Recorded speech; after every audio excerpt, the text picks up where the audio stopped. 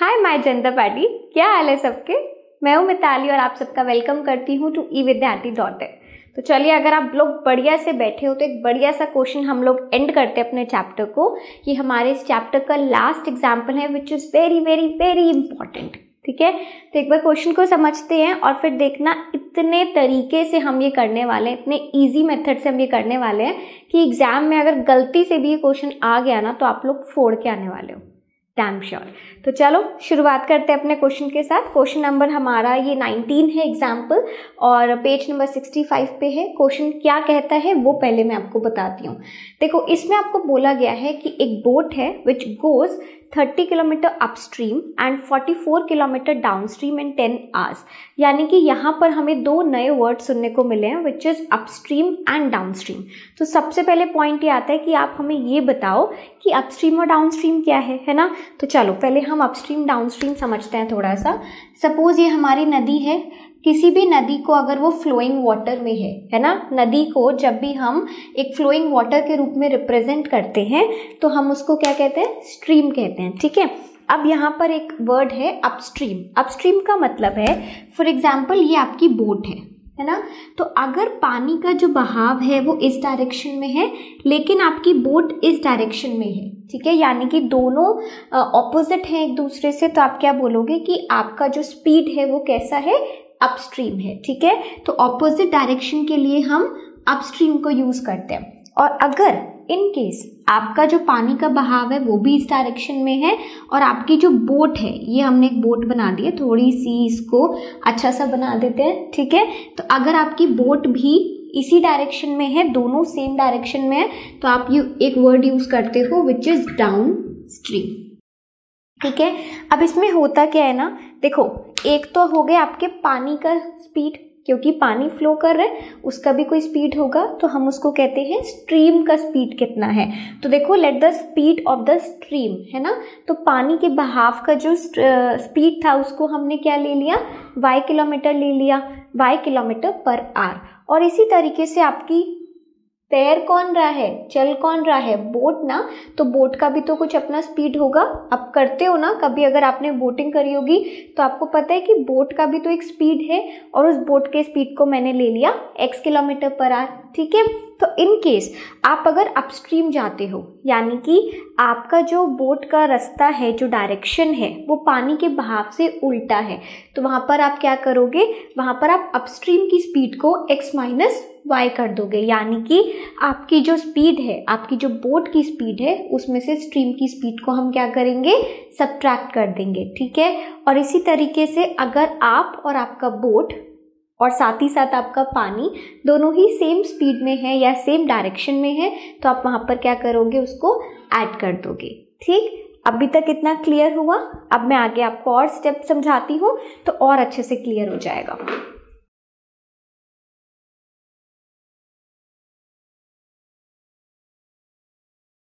देखो, इतना हम लोगों ने मान के चले हैं। अब मैंने जो आपको अपस्ट्रीम और डाउनस्ट्रीम के बारे में बताया है वो एक बार मैं आपको लिख देती हूँ।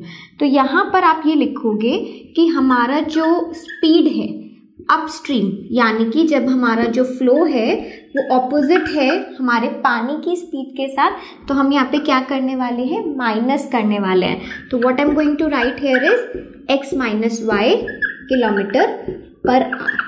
ठीक है, और इसी तरीके से अगर मैं स्पीड को डाउनस्ट्रीम कंसीडर करती हूँ, यानी कि जहां पर आपके पानी के बहाव के साथ ही आपके बोट का भी डायरेक्शन है, तो वहां पर हम उसको क्या करते हैं, ऐड कर देते हैं। तो ये दो चीजें आपको, पॉइंट्स आपको और समझ आ गए। ठीक है, कि हमने अपस्ट्रीम भी ले लिया और डाउनस्ट्रीम भी।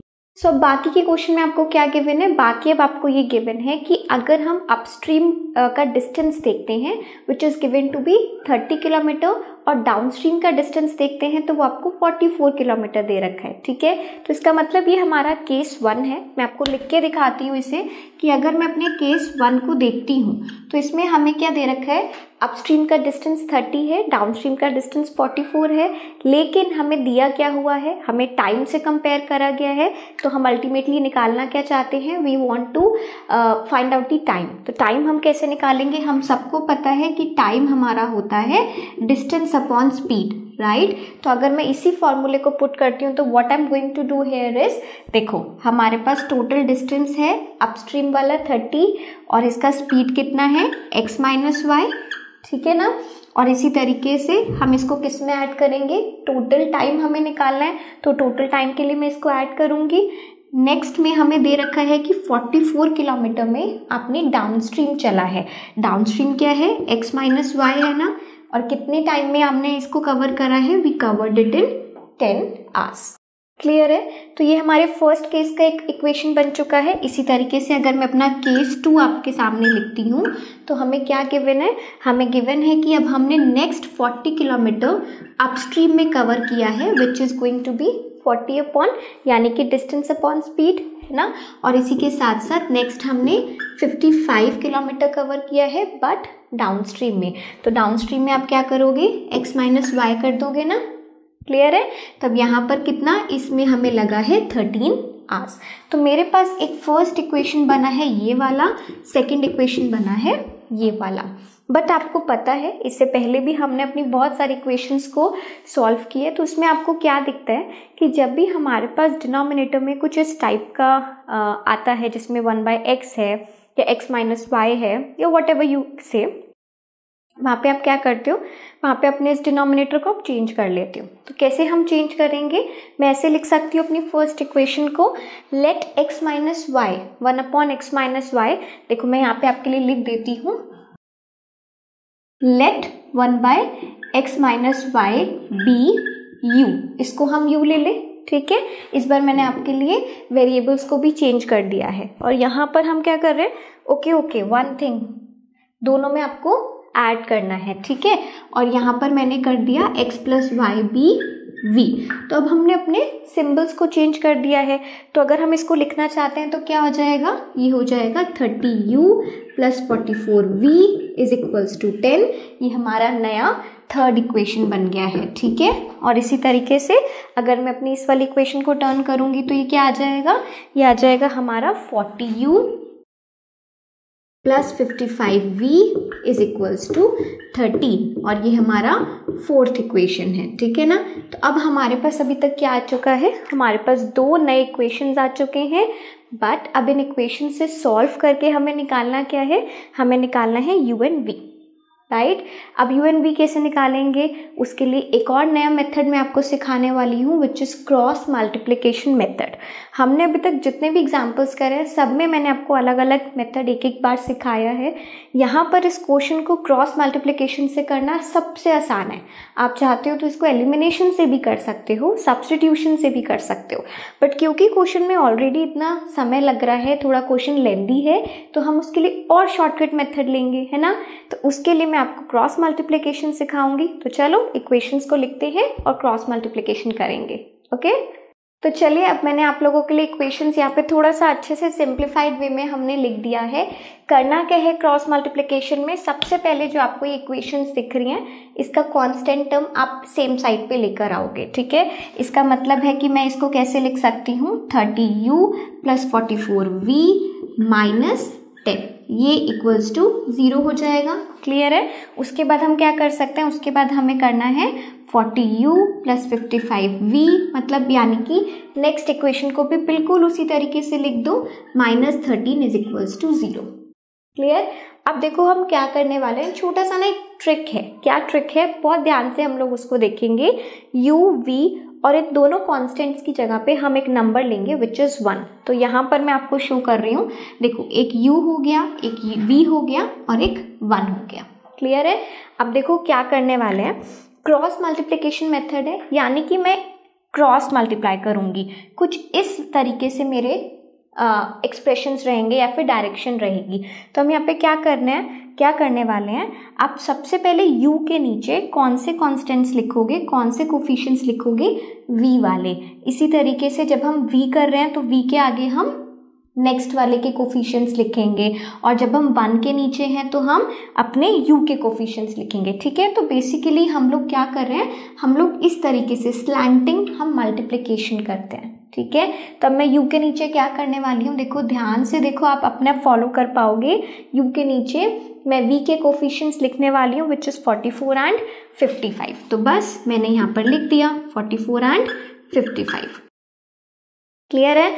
उसके बाद v के नीचे हम किसका लिखेंगे, हम आगे वाले यानी कि constant term which is -10 and -13। ठीक है, तो यहाँ पर मैंने लिख दिया -10 एंड -13। क्लियर हो गया।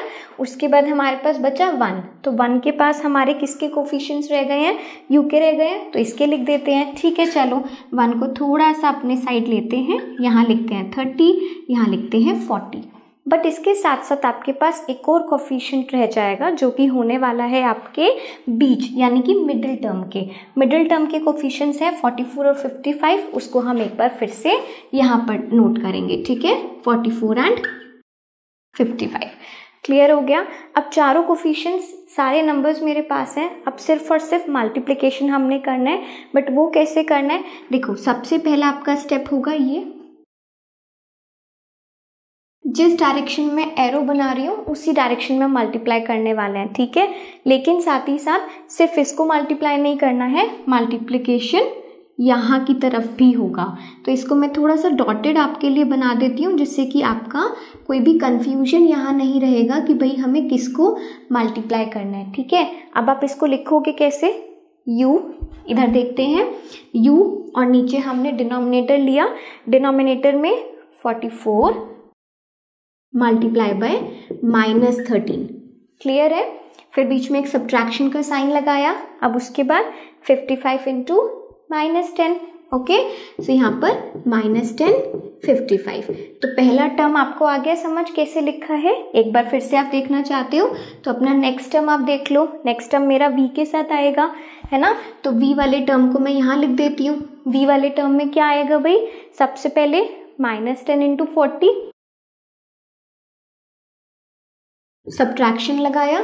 ठीक है, फिर -13 इंटू 30। तो आप चाहे 30 पहले लिखो या कुछ भी पहले लिखो, बट आपको टर्म समझ आ गए हैं, है ना। तो इस तरीके से आप अपनी टर्म्स को लिखने वाले हो। लास्ट वाला मैं नीचे लिख देती हूँ, आपको कंफ्यूजन नहीं होना चाहिए जिसकी वजह से, है ना। तो लास्ट वाला जो हमारा टर्म आएगा उसमें हम डिनोमिनेटर में तो अपना ये ले लेंगे, बट न्यूमरेटर में 1 लेंगे। तो लास्ट में हमारे किसकी इक्वेट आएगा, 1 अपॉन, यहाँ पर आप क्या करोगे 55 इंटू 30 ऐसे लिख दूँ, 30 इंटू 55 एक ही बात है, सब्ट्रैक्ट करोगे 40 इंटू 44, है ना। तो बस इसी तरीके से आपने अपनी सारी टर्म्स को ऐसे लिखना है। एंड हम लोगों का काम काफ़ी हद तक हो गया है, क्योंकि आप देखोगे कि इसके बाद सिर्फ आपके 2 स्टेप्स हैं, यानी कि सिर्फ और सिर्फ मल्टीप्लिकेशन है और आपके आंसर्स आ जाएंगे। ठीक है, तो अब यहाँ तक करो, फिर हम इसको आगे और समझते हैं। चलिए, तो अब आपके यहाँ इसके बाद मैं आपको यहाँ पर सारा मल्टीप्लिकेशन करके दिखा रही हूँ, तो आप फटाफट से उसको अपने आप भी कैलकुलेट कर पाओगे। ठीक है, तो अब हमारे पास देखो क्या है, हमारे पास है यहाँ पर u अपॉन 44 इंटू -13 करोगे तो आपके पास आएगा माइनस का 572, और उसके बाद देखो माइनस माइनस प्लस, तो अगर आप प्लस करोगे तो आपके पास आ जाएगा 550। उसके बाद हमारे पास v है, v की कौन सी टर्म्स हैं, v के नीचे जो मल्टीप्लिकेशन है आप उसको देखो, है ना। तो यहाँ पर हमारे पास क्या आ जाएगा -400, हम सबको क्लियरली दिख रहा है, और मैं मल्टीप्लिकेशन में तो चैंपियन है हम लोग, है ना भाई। चलो फिर फटाफट से कर दो, और अगर मैं 13 को 30 से करूँगी प्लस का साइन लगना चाहिए और 390 आना चाहिए। ठीक है, तो मैंने यहाँ पे 390 कर दिया। लास्ट वाला अगर हम 1 वाला देखते हैं तो हमारे उसमें क्या आएगा 55 इंटू 30, तो यहाँ पर आप पूरा जब कैलकुलेट करोगे इट विल बी 110। तो मैं ऑलरेडी क्योंकि कैलकुलेट कर चुकी हूँ, तो आप यहाँ पर कैलकुलेट करोगे इट विल बी -110। ठीक है, तो अब मेरे पास फाइनली ये आ चुका है। थोड़ा सा हमें यहाँ पे सॉल्व करना रह गया है, तो उसको भी कर लेते हैं। u अपॉन -22, ठीक है, v upon -10 is equals to 1 upon -110। अब देखो क्या करना है, अब हम एक एक करके कांस्टेंट टर्म से इसको कंपेयर करेंगे, यानी कि अगर मैं सबसे पहले u माइनस 22 को -1/10 से कंपेयर करती हूँ तो माइनस से माइनस साइन हट जाएगा, है ना, चाहे डिनोमिनेटर में हो चाहे न्यूमरेटर में हो, बात एक ही है। तो यहाँ पर आपको क्या दिख रहा है, हमें यहाँ पर दिख रहा है कि 22/110। क्लियर है? तो इसका क्या मतलब हो जाएगा 1/5। तो हमारे पास u का वैल्यू आ गया 1/5, है ना। अब u क्या था, u हमने लिया था 1/x माइनस वाई, तो x माइनस वाई कितना हो जाएगा u, तो u कितना आ रहा है हमारे पास 1/5, है ना। तो यहाँ पर क्या आ जाएगा, देखो इसको हम u के बराबर लिखते हैं, u आ गया हमारा 1/5। इसका क्या मतलब है, that x minus y will be 5। Clear हो गया? तो इस तरीके से मैंने x माइनस वाई निकाला है। आप क्या निकालोगे, आप बिल्कुल सेम मेथड से, यहाँ पर देखो अच्छे से मैं आपको एक बार समझा देती हूँ। देखो जिस तरीके से मैंने यहाँ पर x माइनस वाई निकाला है, what you are going to do is, आप इसको कंपेयर करोगे, है ना। जब आप इसको कंपेयर करोगे, चलिए इसे भी लिख देते हैं एक बार।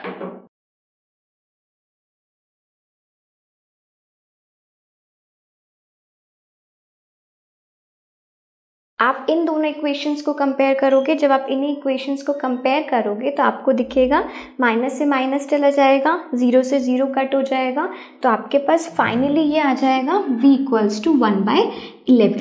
और v किसके बराबर था, v बराबर था 1/x प्लस वाई के, है ना। तो इसका मतलब है कि मेरे पास x प्लस वाई कितना आ गया, 11 आ गया। एक हमारे पास x माइनस वाई है जो कि 5 आया है, x प्लस वाई हमारे पास 11 आया है। इन इक्वेशंस को आप चाहते हो तो फिर से कोई नंबर दे सकते हो। फॉर एग्जाम्पल हम इसको बोल सकते हैं this is our 5th equation and this is our 6th equation. तो अगर आप सॉल्व करोगे, है ना, solving 5th and 6th equation, ठीक है, तो अगर आप ये लिखते हो एंड में कि हम भाई 5th and 6th equation solve करते हैं, तो उसके बाद हमारे पास x और y क्या आएगा, फटाफट से फाइंड आउट कर दो। क्या आया भाई, इतनी देर में तो आ जाना चाहिए था। तो x आपके पास 8 आएगा और y आपके पास 3 आएगा। आप इसको सॉल्व करके देख लो। देखो x प्लस वाई आपके पास क्या आ रहा है, 11 आ रहा है ना, 8 प्लस 3 इज 11, वेरीफाई करोगे सेम आ जाएगा, ठीक है। तो अल्टीमेटली हमें निकालना क्या था, हमें यही निकालना था कि एक हमारी बोट की स्पीड है which is 8 kilometre per hour, और एक हमारे पास स्ट्रीम का स्पीड था which is 3 kilometre per hour, and that's all we have to do in this question. Clear है? तो मुझे पता है कि क्वेश्चन थोड़ा सा लेंदी है, बट क्वेश्चन ना वर्थ है, ठीक है। अगर आपको एग्जाम में ये ज़्यादा मार्क्स में आता है, फॉर एग्जाम्पल 3 से 5 मार्क्स का क्वेश्चन आता है, तो एक सिंपली इसको सिर्फ आप प्रिपेयर करोगे, क्योंकि ये एग्जाम्पल बहुत इंपॉर्टेंट है एग्जाम पॉइंट ऑफ व्यू से भी। तो बस आप इसे प्रिपेयर करो एंड 100% श्योर आप इसमें बहुत अच्छा करोगे। तो चलिए मिलती हूँ आपके साथ इस नेक्स्ट चैप्टर के साथ, तब तक के लिए everyone just take care and bye.